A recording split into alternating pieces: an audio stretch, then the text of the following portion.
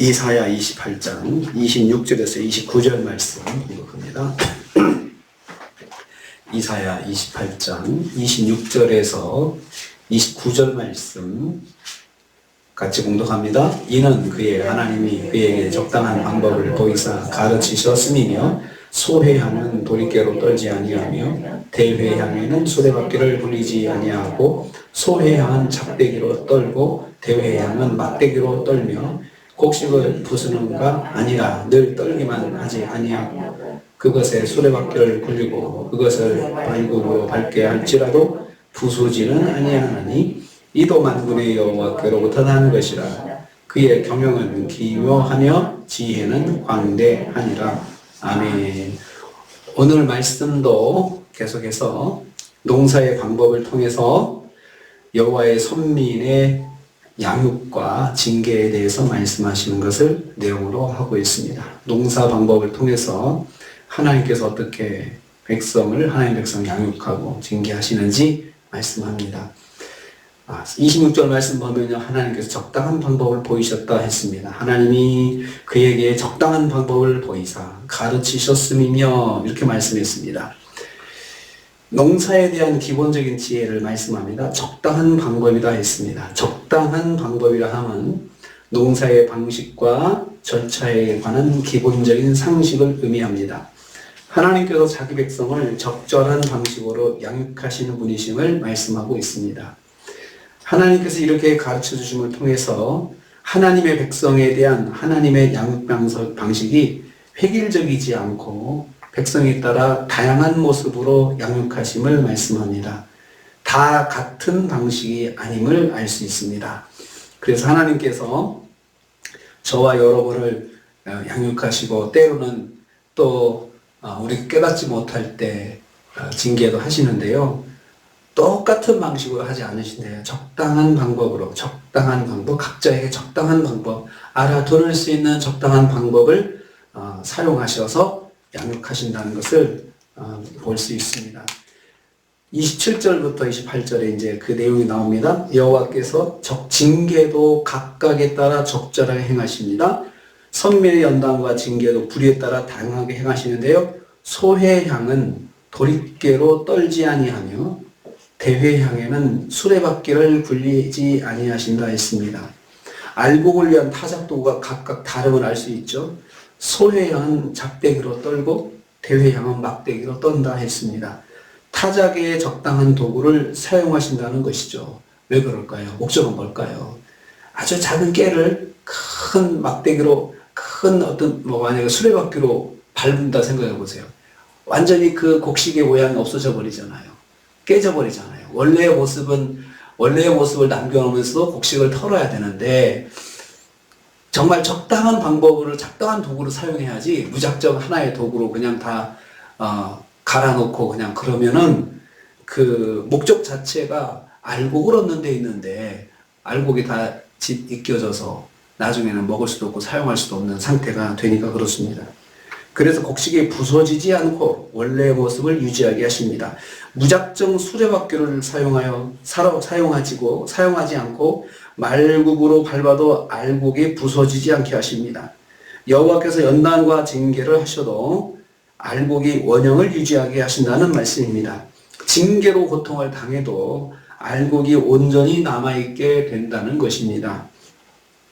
여호와께서 각 사람마다 징계와 연단을 달리하셔서 회복을 도우신다는 거죠. 그걸 통해서 그 연단을 통해서 그 사람이 정말 더 좋은 알곡으로 나오게 하는 데 있고, 징계를 통해서 그것으로 더 이제 믿음을 회복해서 원래의 모습으로 다시 시작할 수 있도록 도우시는 데 있다는 것입니다. 그래서 하나님께서 연단을 하실 때도 사람이 감당할 만큼 연단도 해주시고, 징계도 그 사람이 다시 믿음을 회복해서 일어날 수 있을 만큼 하나님께서 적당하게 하신다는 것입니다. 그리고 그것도 사람마다 다르다는 거죠. 사람마다 이분은 A라고 하는 사람은 이 정도 해야 알곡이 되고, B라는 사람은 A보다 더 세지만 그 정도 해야 알곡이 된다. 하나님께서 아시고 그렇게 행하신다는 것입니다. 여호와께서 사람마다 징계와 연단을 달리하셔서 회복을 도우신다는 것입니다. 세 번째로 29절 말씀 보면 여호와께서 그렇게 하실 마음을 가지셨다 했습니다. 이도 여호와께로서 난 것이라. 그러니까 농사의 방법, 1차적으로는 농사의 방법, 농부가 농사를 할 때도 알곡을 수확할 때도 각각 도구를 달리해서 털고 그러는데 이거 하나님 주신 지혜다. 하나님 주신 지혜다. 이것을 이제 비유적으로 하나님께서 알곡을 턴다라고 하는 것은 연단과 징계의 모습을 말합니다. 이것도 여호와께로서 난 것이다. 파종하는 지혜와 마찬가지로 타작의 지혜도 하나님께서 주신 것이라는 말씀입니다. 여호와께서 계획하신 일이라는 말씀입니다. 만군의 여호와, 다시 또 사용합니다. 만군의 여호와다. 만군의 여호와, 만물을 통치하시는 하나님, 반드시 계획하시는 바를 이루시는 하나님. 만군의 여호와. 그러니까 왕은 보통 명령을 하면 그냥 그대로 되잖아요. 그런데 한 나라의 왕도 그러는데 모든 왕 중에 왕이신 하나님께서 그 일을 계획하셨다. 하나님께서 그렇게 작정하셨다. 그러면 그대로 되는 것입니다. 그대로 된다는 것입니다. 반드시 계획하는 바를 이루십니다. 그의 경영이다 해서, 경영은 애차라는 히브리를 쓰는데요. 세상을 경영해 가시는 하나님의 작정과 깊은 지혜를 말합니다. 하나님의 작정과 지혜를 여기서 애차라는 단어로 쓰고 있습니다. 그러니까 하나님께서 그냥 즉흥적으로 그냥 이렇게 하시고 저렇게 하시고 하시는 분이 아니고, 그분은 애차, 작정하시고 깊은 지혜로 생각하셔서 작정하시고 계획하시고 그게 다 디자인하셔가지고 하나님께서 그렇게 하신다는 것입니다. 기묘하다라고 했습니다. 그래서 그 말씀 보면요, 그의 경영은 기묘하며 지혜는 광대하다, 기묘하다. 히플리라는 이 말은 인간의 상식으로 판단이 도저히 어려운 생각을 말합니다. 그러니까 인간의 상식으로는 도저히 생각해낼 수 없는 방식으로 하나님께서 행하신다는 거죠. 무엇을 말합니까? 하나님께서 행하시는 것들, 하나님이 경영하시는 것들은 우리의 지혜로, 우리의 생각으로 그걸 예측할 수가 없고, 그러니까 하나님의 방식으로, 우리가 생각할 수 없는 방식으로 하나님께서 이루시는 것을 말씀합니다. 지혜는 이해력이라 지식을 말합니다. 하나님의 지식으로, 하나님의 이해력을, 우리도 지혜가 있고 우리도 지식이 있잖아요. 그런데 우리하고는 비교할 수 없는 하나님의 지혜와 지식이 있다는 거죠. 그것으로 하나님께서 이루어 가신다는 것입니다. 광대하다는 말이 인간의 짧은 소견으로는 그 참 의미를 파악할 수 없다, 파악하지 못한다는 뜻입니다. 광대해서 너무나 폭이 넓으니까 우리가 다 속속이 알아볼 수가 없는 거죠. 하나님께서 행하시는 방법을. 그러니까 우리가 기도할 때 하나님께서 어떻게 하시려고 그러시지? 정말 상상을 할 수가 없다는 것이죠. 그러니까 하나님의 지혜가 기묘하고 광대하시니 우리는 믿고 기도하는 것이 우리가 할 일입니다. 우리가 다 하나님이 하시는 방법을 예상할 수가 없다는 것입니다. 인간은 하나님의 행하심을 다 이해할 수가 없습니다. 그러므로 하나님께서 계획하셨다 그러면 존중하셔야 돼요. 이건 하나님의 뜻이다 그러면 존중하셔야 돼요. 왜요?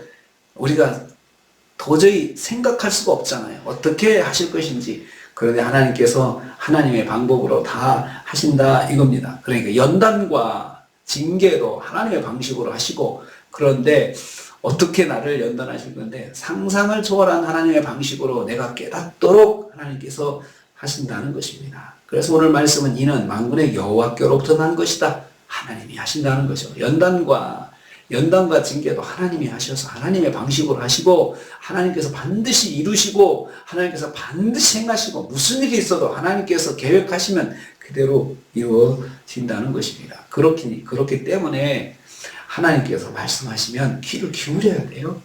하나님께서 말씀하신다. 그러면 그 하나님의 말씀이 반드시 이루어지고 하나님께서 반드시 하나님의 방식으로 하시니 귀를 기울여야 합니다. 기묘하시며 광대하신 하나님께서 내게 말씀하시면 하나님께서 다 방법에 있으시겠구나. 이렇게 하고 순종하고 기대하면서 하나님 뜻대로 이루어 주옵소서. 하나님이 이루어 주옵소서. 하나님께서 역사해 주옵소서. 이렇게 기도하면서 기다리는 것이 정답입니다. 오늘 하루도 우리가 하루를 삽니다. 기묘하시며 광대하신 하나님의 계획이 저와 여러분에게 있습니다. 그 하나님께서 저와 함께 하시고 우리와 함께 하십니다. 그러면 오늘 하루도 하나님 의지하고 하나님 붙잡고 살면서 승리하시는 저와 여러분 되시기를 주님의 이름으로 축복합니다. 주님 감사합니다.